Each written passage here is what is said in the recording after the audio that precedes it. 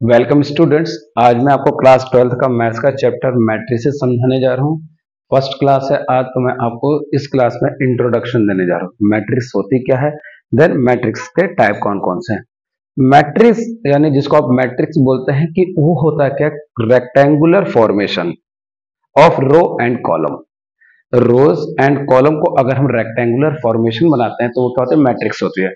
Class के अंदर आपकी जो सिटिंग अरेंजमेंट होती है वो मैट्रिक्स होती है। असेंबली में सिटिंग अरेंजमेंट होती है वो हमारे मैट्रिक्स होते हैं। क्यों? क्योंकि उसके अंदर रोज होता है एंड कॉलम दिए जाते हैं। ठीक है, तो जो हॉरिजॉन्टल लाइन होती है उसको हम रो बोलते हैं और वर्टिकल लाइन को हम क्या बोलते हैं, कॉलम बोलते हैं।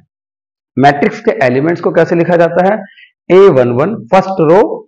देखिए A11 का मतलब होता है first row first column, A12 first row second column, A13 first row third column. इसी तरीके से A21 क्या हो जाएगा, सेकंड रो फर्स्ट कॉलम। देखिए इसको, ये हमारी कौन सी लाइन आ रही है, हॉरिजॉन्टल लाइन, तो ये क्या कहलाती है, हमारी रो कहलाती है।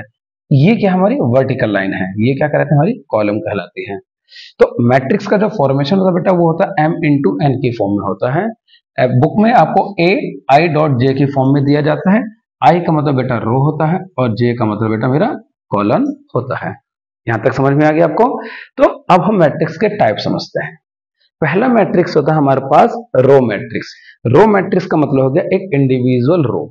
इंडिविजुअल रो, अब यहां पर देखिए एक सिंगल रो है, A1 A B C, ये क्या है, सिंगल रो। रो मतलब क्या है, A11 है, A12 है, A13 है, ये रो है। बट आप यहां पर देखोगे M में N का जो फॉर्मेशन हो रहा है वो फर्स्ट रो और 3 कॉलम डिनोट कर रहा है। अब 3 कॉलम सर कैसे हो गए यहाँ पर, तो आप बड़े प्यार से यहाँ पर आपको दिख रहा होगा कि एक कॉलम ये है मेरा C1, ये रहा, ये क्या मेरा C2 है बेटा, ये क्या है मेरे पास C3 है, ये क्या गया मेरे पास 3 कॉलम हो गया।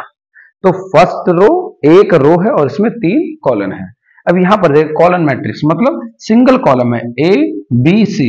कॉलम का मतलब क्या हो गया, हमारे पास A11 हो गया, A21 हो गया, A31 हो गया, ये हो गया मेरे पास कॉलम हो गया। इसको लिखते हैं 3 × 1 का फॉर्मेशन, यानी 3 रो। देखो एक रो, 2 रो, 3 रो, और लेकिन कॉलम कितना है मेरे पास, एक है। दोनों समझ में आ गया बेटा? अब यहां पर देखो जीरो मैट्रिक्स। जीरो मैट्रिक्स में वो मैट्रिक्स होती है जिसके अंदर ना रो की कोई वैल्यू होती है ना कॉलम की बैटरी होती है, वैल्यू होती है। इसको जीरो से डिनोट कर दिया जाता है, या इसको नल मैट्रिक्स के फॉर्म में डिनोट कर, इसको हम 5 भी बोल देते हैं। ये कौन सी मैट्रिक्स है, 5 मैट्रिक्स है।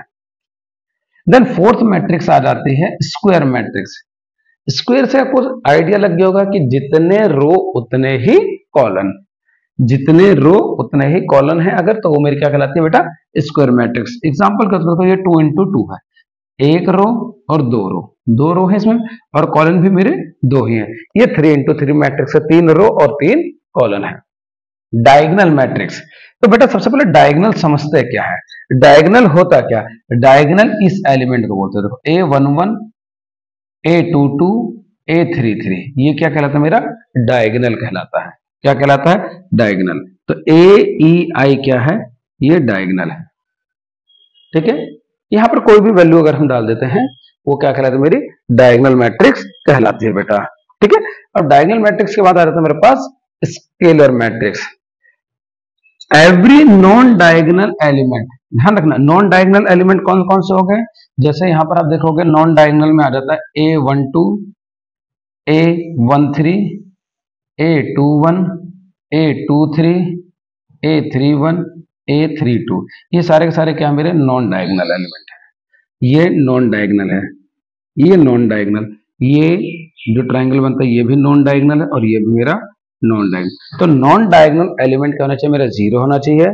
ठीक है, और बाकी जो एलिमेंट्स है ना डायगोनल, वो इक्वल होना चाहिए। 1 अगर आ जाता है, समझ लेना 1 अगर हो जाता है तो वो यूनिट मैट्रिक्स हो जाता है। तो 1 नहीं होना चाहिए, 1 को छोड़ के पॉजिटिव हो या नेगेटिव, ये नेगेटिव में भी हो गया अगर मैंने लिख दिया, चलिए इसको भी नेगेटिव, तो ये भी मेरी स्केलर मैट्रिक्स है।